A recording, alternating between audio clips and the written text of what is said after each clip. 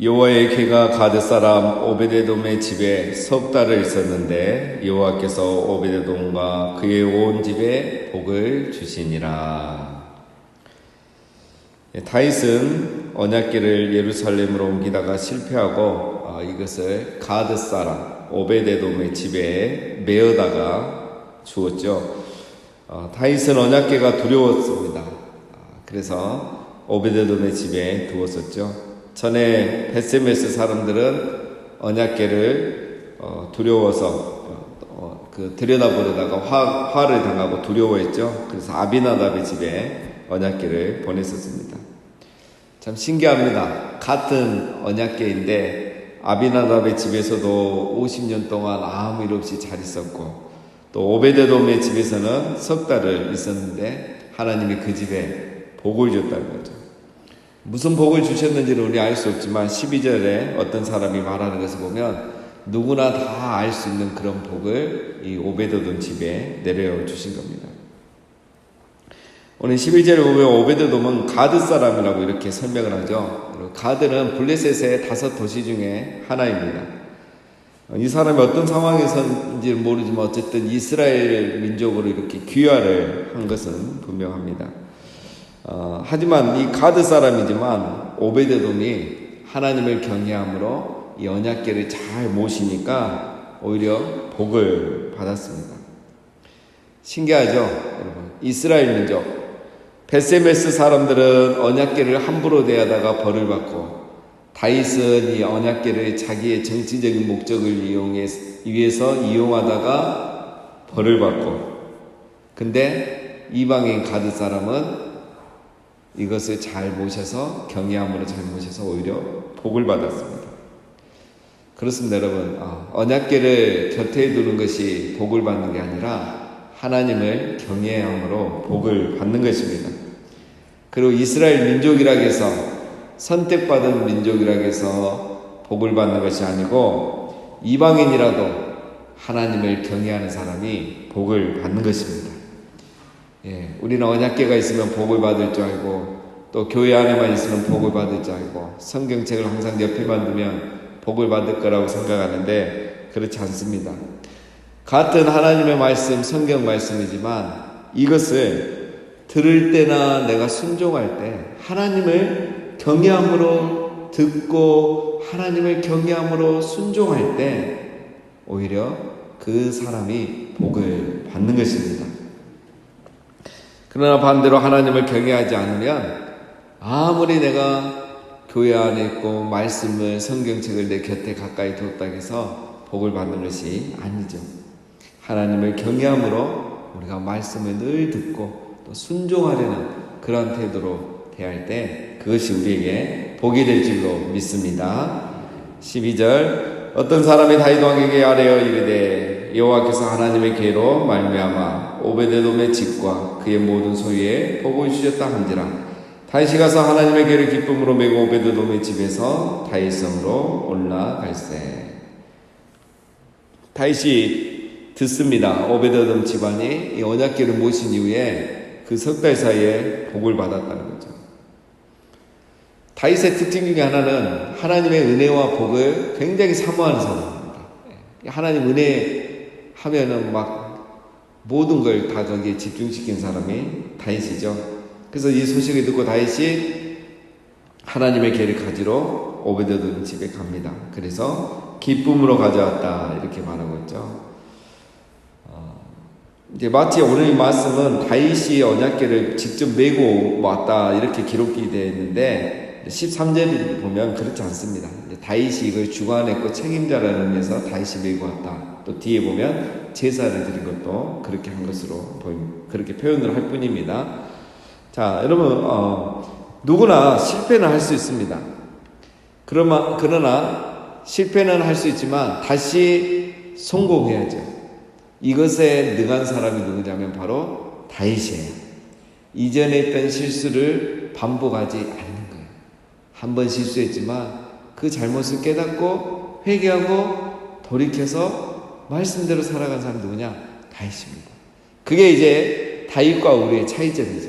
우리는 실패하고 힘들어도 또 돌아서면 또 실수하고 또 실패하고 또 내 마음대로 하려고 그러다가 우리는 계속 이렇게 힘들게 살아가는데 다윗은 이걸 참 잘해요. 그게 오늘 우리가 이제 다윗에게 본받을 점이죠. 13절 여호와의 궤를 맨 사람들이 6걸음을 가매 다윗이 소와 살찐 송아지로 제사를 드리고. 자, 이번에는 보면 새수레에 실어서 오지 않죠. 여호와를 갰 사람들, 즉 레인들이 메고 옵니다. 오늘 이 13절에는 뭐 분명하게 누군지 말하지 않고 있지만 역대상을 보면 레위 자손이 하나님의 길을 채로 꿰어 그들의 어깨에 메었다라고 15장에 그렇게 말하고 있습니다. 자, 다윗이 처음에도 이것을 알았다는 거죠. 그러나 이제는 다윗이 2번 실패하지 않습니다. 자기의 생각보다 하나님의 말씀이 옳았다는 것, 자기의 영광보다 순종하는 게 옳았다는 것. 자기의 생각은 화려하게 이것을 새수레에 싣고 오고 싶었지만 이방인들이 그렇게 하는 것처럼. 그러나 그렇게 하다 보니까 이 소가 움직이고 이 언약궤가 떨어지려는 그런 사고가 날 뻔했다는 거죠. 그리고 이거 하나님의 언약궤는 하나님 언약궤로서 하나님의 영광 그 자체로 되어야 되는데 거기에 자기의 욕심을 가미함으로써 이게 오히려 큰 사고의 원인이 되었다는 것. 그것을 다시 인정을 하고 이번에는 이렇게 말씀대로 하는 게 맞다는 거 알고 그대로 순종을 한 거죠. 자, 그래서 이번에는 보면은 레인들이 6걸음을 이동하면 소와 송아지로 제사를 드렸습니다. 자, 이게 레인들이 이제 궤에 메고 딱 출발한 거죠. 그래서 이제 처음에 6걸음, 하나, 둘, 셋, 넷, 다섯, 6걸음을 딱 갔을 때 이제 말씀해 보면 소와 살찐 송아지로 제사를 드렸다라고 했습니다. 왜 6걸음을 걸었을 때 제사를 드렸을까? 그것은 저번과 같은 사고가 없었기 때문이에요. 다시 이것을 옮기면서 얼마나 두근두근 하겠어요. 우리로 말하면 트라우마. 어쨌든 언약궤라고 이렇게 모셔서 옮겼는데 잘못해가지고 우사가 죽었잖아요. 그래서 이번에는 그런 일이 없던 거예요. 6걸음을 옮겼는데 아무 일이 일어나지 않았으니까 이번에 뭐 사람이 메고 이제 끝까지 갈 거니까 다윗이 마음에 안도를 한 거예요. 그래서 아무도 죽지 않고 사고가 있지 않는 것에 대해서는 감사, 그거에 대한 감사, 그리고 도착할 때까지 또 아무 일 없기를 기도하는 마음으로 이렇게 제사를 드린 겁니다. 역대상 15장에 이제 같은 내용이 나오는데 역대상 15장 26절에 보면 이게 설명이 다 있습니다. 하나님이 여호와의 언약궤를 맨 레위 사람들을 도우셨으므로 무리가 수송아지 7마리와 순양 7마리로 제사를 드렸더라. 역대상에 보면 다윗이 왜 제사를 드렸는가 나왔습니다. 그래서 이게 이제 6걸음마다 이렇게 제사를 드렸다는 의미가 아니고 처음 6걸음을 했을 때 이 은혜가 이 은혜에 대한 감사 그리고 기도하는 마음으로 제사를 드린 겁니다. 자, 이걸 보면은 다윗이 언약궤를 대하는 태도가 확 달라졌다는 것을 알 수 있습니다. 이제 다윗이 언약궤에 대한 태도는 나를 위한 언약궤가 아니라 하나님의 이름, 만군의 여호와의 이름으로 대하는 겁니다. 하나님을 경외하는 마음으로 이 언약궤를 대하는 거죠. 여러분, 실패를 반복하지 않는 길은 단순합니다. 하나님을 경외하고 말씀대로 순종하면 되는 거예요. 내 욕심, 내 생각을 이제 내려놓으면 되는 거예요. 한번 혼나봤으니까 이제는 내 욕심, 내 생각을 내려놓고 하나님을 경외하는 마음으로 말씀에 순종하는 거예요. 이것이 예수님이 말한 자기 부인입니다. 자기 부인. 이 자기 부인이 돼야 되는 거예요. 나를 따르려거든 자기를 부인하고 자기를 부인하는 거예요. 이게 바로 그건데 다윗이 잘하고 있는 거죠. 14절 다윗이 여호와 앞에서 힘을 다하여 춤을 추는데 그때에 다윗이 배 에봇을 입었더라. 다윗이 얼마나 기뻤는지 배 에봇을 배로 만든 에봇을 입고 힘을 다하여 춤을 췄다는 겁니다. 뒤에서 또 설명하겠습니다. 성경에서 유일하게 춤춘 남자가 누구냐? 다윗이에요.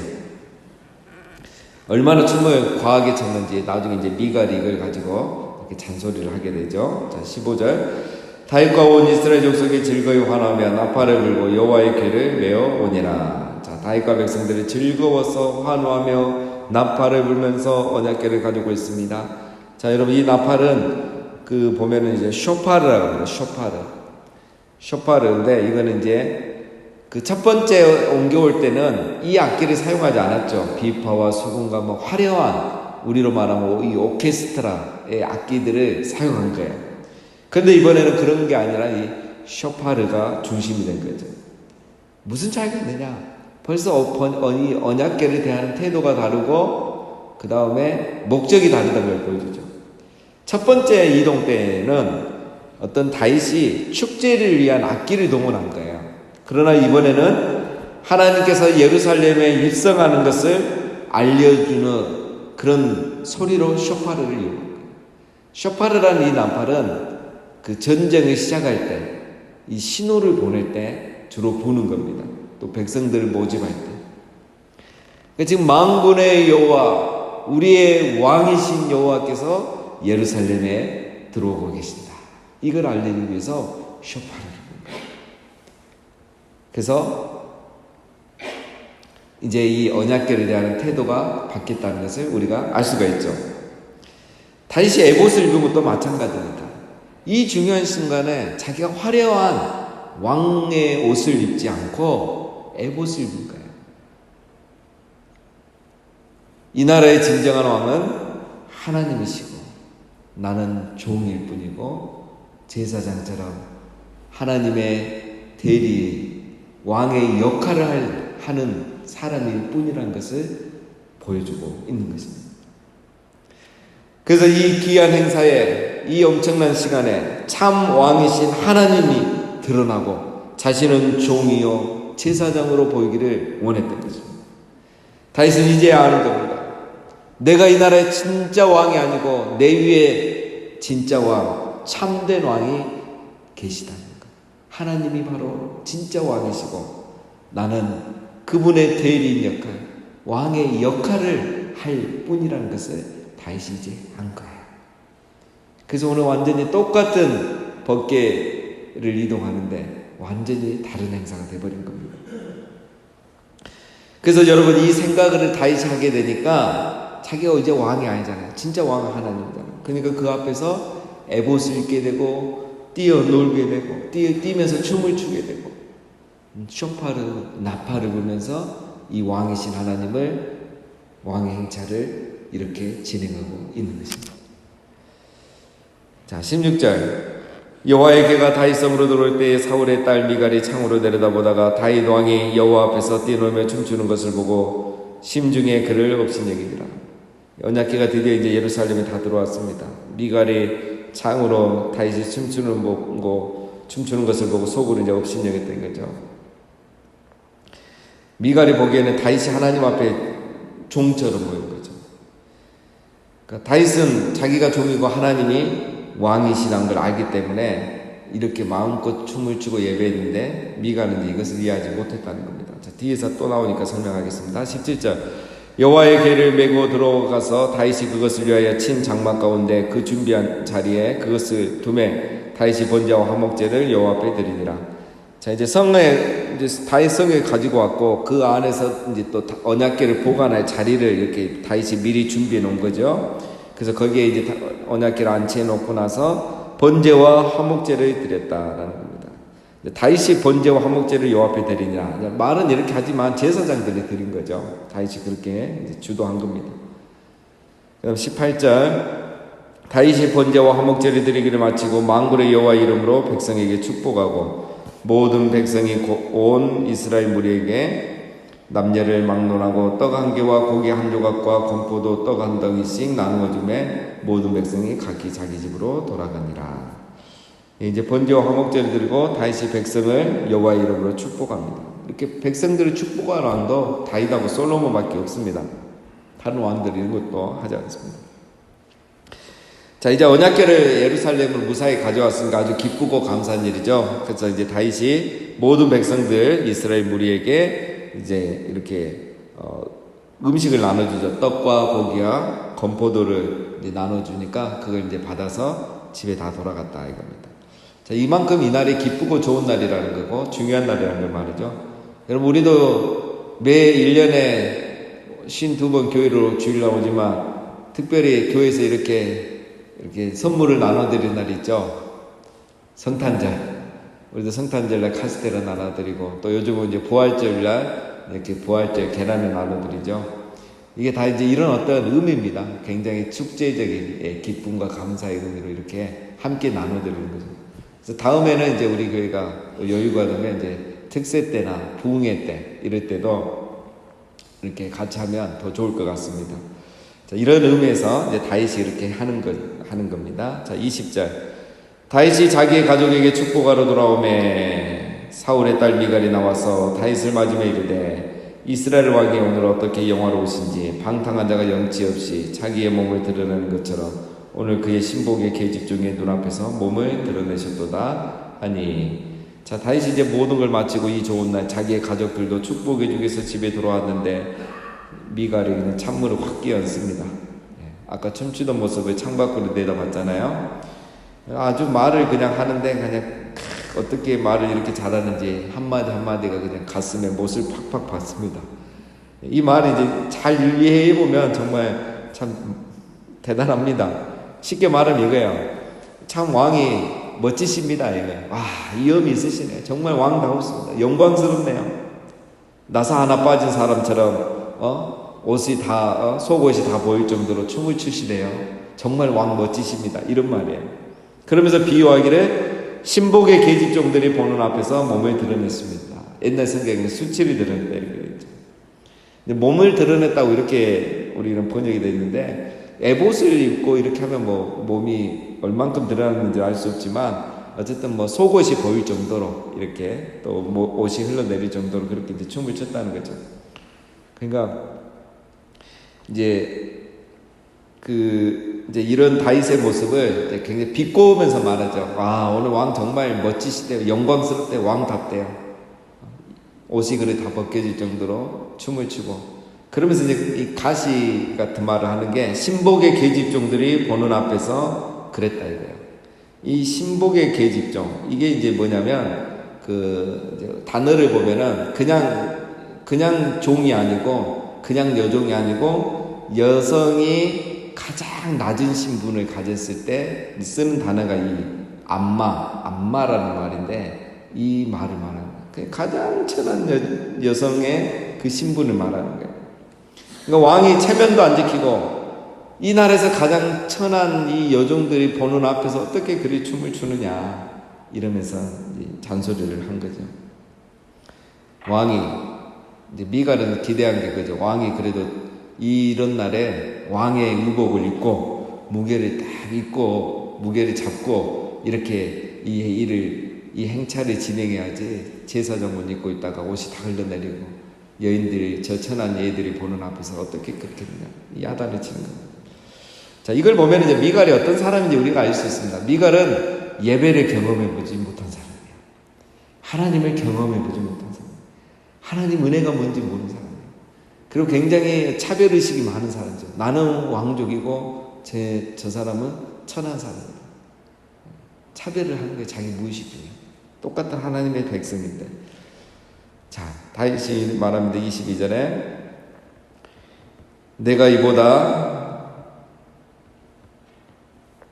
21절이죠. 21절 다윗이 미갈에게 이르되 이는 여호와 앞에서 한 것이니라. 그가 내 아버지와 그의 온 집을 버리시고 나를 택하사 나를 여호와의 백성 이스라엘의 주권자로 삼으셨으니 내가 여호와 앞에서 뛰놀리라. 내가 이보다 더 낮아져서 스스로 천하게 보일지라도 내가 말한 바 계집 중에 그는 내가 높임을 받으리라 한지라. 다윗이 아주 빼있는 말하죠. 이거 내가 사람들 앞에서 하는 게 아니고 여호와 앞에서 한 것이다. 내가 하나님 앞에서 예배한 것이다. 왜? 하나님이 나 같은 미천한 사람을 택하사 이 백성의 왕으로 삼아주지 않았느냐. 그래서 내가 그 은혜를 알고 낮아져도 더 낮아질 수 있다. 내가 더 낮아져도 더 높임을 받을 수 있다. 다윗의 진심이 나온 거죠. 이런 마음이 있었기 때문에 오늘 이 두 번째 언약궤 이동은 완전히 다른 이동식이 되는 겁니다. 자, 23절 그러므로 사울의 딸 미갈이 죽는 날까지 그에게 자식이 없으니라. 자, 이날 이후에 다윗이 미갈과 잠자리를 같이 하지 않은 것 같습니다. 미갈이 불임이라는 이야기는 없었거든요. 그러면 그렇기 때문에 이제 같이 잠자리를 하지 않기 때문에 이제 나 끝까지 애가 없었다 이렇게 볼 수가 있습니다. 자, 오늘 말씀의 결론을 내리면 다윗은 더 이상 하나님을 우상처럼 섬기지 않았다는 것입니다. 자기의 욕망과 성공의 수단으로 하나님을 생각하지 않았습니다. 다윗은 분명히 알았습니다. 참 왕이신 하나님, 그분의 종이 다윗이라는 것을 이제는 분명히 안 겁니다. 하나님만이 나의 창왕이시고 나는 그분의 종이고 왕의 역할을 할 인간 왕일 뿐이라는 것을 다윗은 분명히 알았습니다. 그것이 오늘 드러난 게 바로 이 춤입니다. 춤, 예배. 여러분, 우리가 예배하고 기도할 때마다 기억해야 될 것이 있습니다. 우리는 왕이 아닙니다. 우리는 하나님이 아닙니다. 우리는 주인이 아닙니다. 그래서 우리는 하나님처럼 되어서는 안 됩니다. 미갈처럼 예배하고 기도해서는 안 됩니다. 하나님의 은혜를 경험하지 못하니 다른 사람을 이해하지 못하고 예배자를 이해하지 못하고 사람을 차별하는 겁니다. 우리는 예배하면서도 내가 왕인 줄 알고 내가 하나님인 줄 알고 내가 주인인 줄 착각할 때가 많습니다. 여러분, 우리는 왕도 아닙니다. 하나님도 아닙니다. 주인이 아닙니다. 그러나 우리 안에 늘 아담 이후에 똑같은 죄성이 있습니다. 하나님이 되려고 하죠. 하나님처럼 되고 싶어요. 그래서 내가 높임을 받고 싶어하고 내가 하나님하고 똑같은 줄 알고 내가 하나님을 이용하려고 할 때가 많습니다. 매일 우리는 이런 선악과의 유혹에서 이겨야 됩니다. 그게 바로 내 욕심과 내 생각을 내려놓는 겁니다. 그래서 우리도 다윗처럼 예배 시간마다 기도할 때마다 이 새벽마다 고백해야 되겠습니다. 하나님, 나는 당신의 종입니다. 하나님이 나의 왕이시고 나는 하나님의 왕이신 하나님 앞에 순종할 종일 뿐입니다. 다윗이 에봇을 입고 힘을 다하여 춤을 추면서 이것을 고백했듯이 여러분, 우리들도 기도할 때마다 예배할 때마다 두 손을 들고 눈물을 흘리면서 엎드려 고백해야 될 것이 바로 이 내용입니다. 이렇게 하지 않으면 우리도 다윗처럼 또 아담처럼 언제든지 선악과 유혹에 넘어갈 수가 있는 겁니다. 오늘도 우리 하나님 앞에 하나님만이 우리 왕이시고 주인이심을 우리가 고백하고 그분 앞에 우리가 더 낮아지고 겸손하고 오직 순종하며 살아가는 우리 모두가 되시기를 주님의 이름으로 축원드립니다.